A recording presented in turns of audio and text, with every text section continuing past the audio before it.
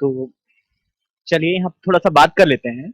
Y aspirants not able to crack the NET exam in first attempt. सबसे बड़ी problem है, तैयारी करते हैं लोग और फर्स्ट अटेम्प्ट में उनका क्लियर नहीं होता। इवन किसी किसी का तो 4-4 5-5 अटेम्प्ट लग जाता है, ठीक है ना। तो क्या गलतियां करते हैं, किसकी वजह से फर्स्ट अटेम्प्ट में आपका जो है CSIR एग्जाम नहीं निकलता, ठीक है। तो कुछ गलतियां इसमें बहुत कॉमन मिस्टेक्स हैं। सबसे पहले तो आपका टारगेट ओरिएंटेड नहीं होता, ठीक है ना। मतलब इसका कहने का मतलब क्या है, मतलब आप क्या करते हैं, 2-4 चीजों में लगे होते हैं। कोई साथ में कोर्स कोई ज्वाइन कर रखा है, किसी ने कोई कोर्स पढ़ रहा है, ठीक है ना। ठीक है, कोई अपना सीटेट हो गया, बीएड, पता नहीं कौन कौन से एग्जाम में लगा हुआ है, कोई साथ के साथ अपना और कोई तैयारी कर रहा है, ठीक है ना। तो आपको अगर एक फर्स्ट अटेम्प्ट में निकालना है तो आपका जो टाइम ड्यूरेशन है आपको पता ही होगा, ये 6 महीने का कोर्स होता है, 6 मंथ का कोर्स होता है, ठीक है ना। ठीक है, तो आपको ये 6 महीने पूरे के पूरे CSIR को देने होंगे, ठीक है ना। दूसरी चीज यहाँ पर क्या सबसे बहुत कॉमन मिस्टेक होती हैं कि आप ना एकाग्र ही नहीं होते और आप बहुत सारी चीजों में उलझे पड़े होते हैं कि आपको ये भी करना है, वो भी करना है, साथ के साथ तैयारी भी करनी है, ठीक है ना। तो आपको क्या करना होगा, यहाँ पर सबसे पहले जो ध्यान देते हैं, हमने देखा हुआ है जो कॉमन मिस्टेक होती है कि सिलेबस सिलेबस तक पता नहीं होता बच्चे को। कोचिंग कर लेता है पूरा का पूरा 6 महीना, क्या क्या है क्या नहीं है, क्या उसको पूरा का पूरा सिलेबस नहीं पता होता। कम से कम सिलेबस तो आपको सबसे पहले आपको पता ही होना चाहिए, कहाँ कहाँ से क्या क्या पोर्शन पूछा जाता है, ठीक है ना। ठीक है, और उसके बाद सबसे इंपॉर्टेंट है एक प्रीवियस ईयर पेपर, ठीक है ना। प्रीवियस ईयर पेपर कम से कम 8 से 10 साल के प्रीवियस पेपर, कम से कम 8 साल के तो जरूर, साल भर में 2 बार होता है तो 8 साल के भी कर लिए तो आपके 16 पेपर हो गए, ठीक है ना, सफिशियंट है। अगर आप प्रीवियस ईयर पेपर्स, आप क्या करते हो जनरली, जो टीचर आपके क्लास में करवा देता है वो क्वेश्चन कर लेते हो और प्रीवियस ईयर पेपर्स पर ध्यान नहीं देते, ठीक है ना। तो नोट्स से तो, केवल नोट्स से तो एग्जाम नहीं निकलेगा जब तक आप, उसका कंट्रीब्यूशन केवल कितना होगा, 30%। मोस्ट से मोस्ट कितना हो जाएगा, 30 to 40%, बस इससे ज्यादा नहीं, ठीक है ना। ओके, तो आपको कम से कम खुद से मेहनत करनी होगी और कम से कम 8 साल के पेपर खुद से जरूर करने होंगे। और दूसरी चीज, कुछ लोगों के साथ क्या होता है, वो बहुत पढ़ते हैं, पढ़ते तो बहुत हैं, बट जो वो पढ़ रहे होते हैं ना उनका एग्जाम से रिलेवेंस नहीं होता। सबसे कॉमन मिस्टेक ये भी है, जैसे लेबोरियस स्टूडेंट है कोई, MSc में बहुत सारी बुक पढ़ करके आया हुआ है, ठीक है ना, एग्जाम में भी वो करता है यही सेम काम करता है, वो बहुत ज्यादा पढ़ता है, बट वो जो पढ़ता है ना उसका एग्जाम से आपका रिलेवेंस नहीं होता, क्योंकि वो प्रीवियस ईयर पेपर्स पर बहुत ज्यादा ध्यान नहीं देता। अब लास्ट में आप क्या करते हो, पहले पूरा सिलेबस पढ़ते हो, प्रीवियस ईयर पेपर का जब तक नंबर आता है तब तक दिसंबर आ जाता है या जून आ जाता है, आप उसको प्रॉपर तरीके से कर नहीं पाते हो। और ये समझ लो की टूल है, जब तक आपने 8 7 8 साल के क्वेश्चन को 7 8 बार, कम से कम 6 6 7 बार आपके नजर के सामने से जरूर हर क्वेश्चन जाना चाहिए, ठीक है ना।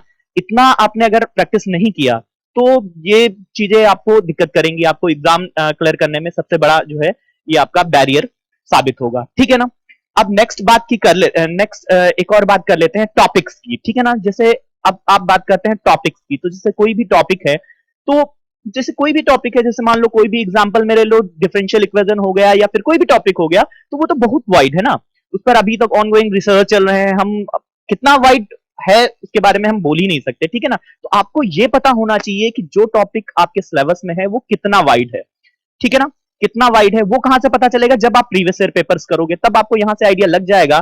तो जैसे आप, मैंने एग्जांपल लिया डिफरेंशियल इक्वेशन की, पूरी एक डिफरेंशियल इक्वेशन पर कई सारी बुक्स हैं, ठीक है ना।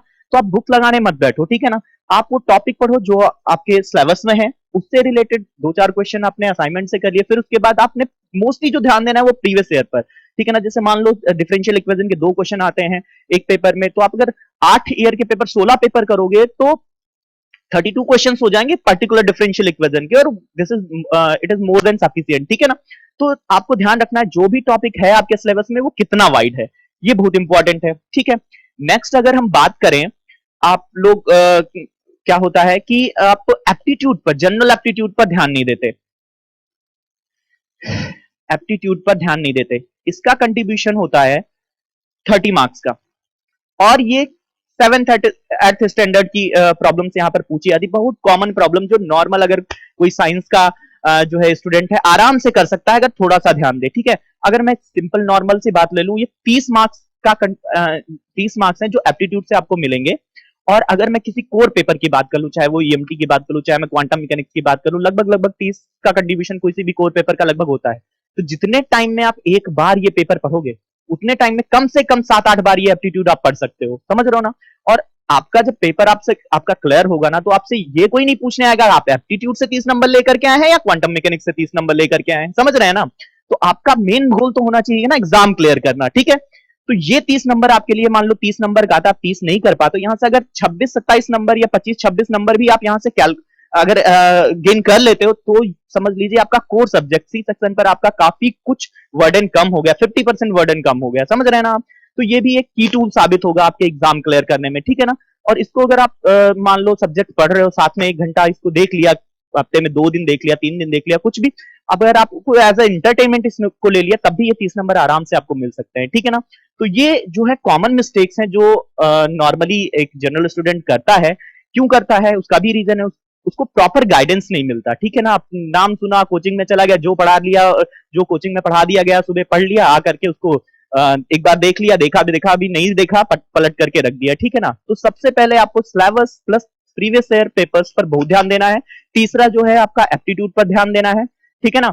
और उसके बाद एक और चीज, एक कॉमन मिस्टेक और भी लोग करते हैं, मुझे लगता है ऐसा, कि वो समझ लेते हैं कोर पेपर, जैसे मान लो क्वांटम मैकेनिक्स हो गया, ईएमटी हो गया, क्लासिकल हो गया, मैथमेटिकल हो गया, ये आपके 30-30 नंबर के लगभग लगभग आते हैं, ठीक है ना। तो उसने 4 पेपर कोई चूज कर लिए, 4 पेपर सोचता है वो 4 पेपर हम पढ़ लेंगे, वो 120-150 नंबर का लगभग लगभग हो गया, 120 नंबर का हो गया, और उसको लाने तो 80-85 या 90 नंबर या 100 नंबर ही है ना। तो इसमें से वो सोचता है कि हम इतना पढ़ लेंगे तो आराम से हो जाएगा। ऐसा जरूरी नहीं है कि ये अगर मान लो क्वांटम मैकेनिक्स से या ईएमटी से ये 30 नंबर का आया, तो ये बिल्कुल भी कंपलसरी नहीं है कि आप 30 नंबर कर ही पाओ, समझ रहे हो ना। अगर आप यहां से 20 नंबर भी कर ले जा रहे हो, तो समझ लीजिए आपकी 20-25 नंबर का भी अगर कर ले जा रहे हो, तो मान लीजिए आपकी एफिशिएंसी बहुत अच्छी है, ठीक है ना। तो ऐसा बिल्कुल भी मत करना कि सारा का सारा, मैं आपको ये सजेस्ट करूंगा, जैसे क्वांटम मैकेनिक्स हो गया, ईएमटी हो गया, इनके क्वेश्चन कुछ ऐसे होते हैं जिनके में लार्ज कैलकुलेशन होता है। मान लो लंदी कैलकुलेशन है आपका, और वो क्वेश्चन आपको आता भी है, तो तब तक उस क्वेश्चन को नहीं टच करना है जब तक और सब्जेक्ट के जिनको कम टाइम में आप देखते ही कुछ क्वेश्चन होते हैं, जैसे आपका न्यूक्लियर हो गया, ठीक है ना, ये उसका क्या कहते हैं, सॉलिड स्टेट हो गया, आपका एटॉमिक हो गया, कुछ क्वेश्चन तो आप देख करके ही टिक कर सकते हो। पहले आपको वो क्वेश्चंस करने हैं और आपको सेफ जोन में आना है, 80-85 नंबर, 90 नंबर में। फिर उसके बाद अगर टाइम बचता है, देन आपको वो आते हुए क्वेश्चन भी तभी टच करना है। रीजन क्या है इसका, आपने क्या किया, कॉमन मिस्टेक करते हैं आप, सी सेक्शन सबसे पहले उठाते हैं, नॉर्मल स्टूडेंट यही करते हैं, सी सेक्शन उठाया और उठा करके क्वेश्चन लगाना स्टार्ट कर दिया, एक क्वेश्चन लगाया, नहीं आया, बीच में कहीं कैलकुलेशन मिस्टेक हो गई, अब उसी में वो उलझा हुआ है, टाइम उसका पास हो रहा है, ठीक है ना। दूसरा क्वेश्चन उठाया, एक तो पहले बात टाइम भी ले गया, दूसरी चीज वो 5 नंबर का क्वेश्चन भी नहीं है। तो सबसे पहले आपको क्या करना होता है, आप चुपचाप पहले एक बार पेपर पढ़ो ध्यान से, अच्छे से, जो क्वेश्चन एक बार में हो जा रहे हैं उनको साथ के साथ टिक करते चले जाओ, ठीक है ना। उसके बाद जो क्वेश्चन में छोटे कैलकुलेशन है उनको करो, फिर टोटल मार्क्स देख लो कि आपके अगर 80-85 के आसपास आ रहे हैं, देन बड़े क्वेश्चन को टच करो आते हुए भी, क्योंकि अगर आपका बीच में कैलकुलेशन जरा सा भी मिस्टेक हुआ, तो आप वहां पर इतना ज्यादा प्रेशर होता है कि खुद की गलती जल्दी से ढूंढ नहीं पाते आप, ठीक है ना। तो ये भी बहुत बड़ा एक रीजन है।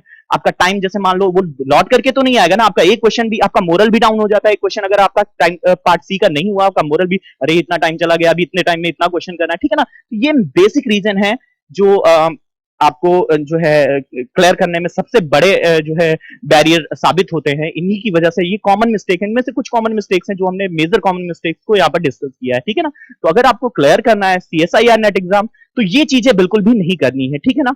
आपको एक प्रिसाइज वे में तैयारी करनी है, बिल्कुल ढंग से, ठीक है ना, तभी आपका सीएसआईआर क्लियर होगा, ठीक है। Thank you.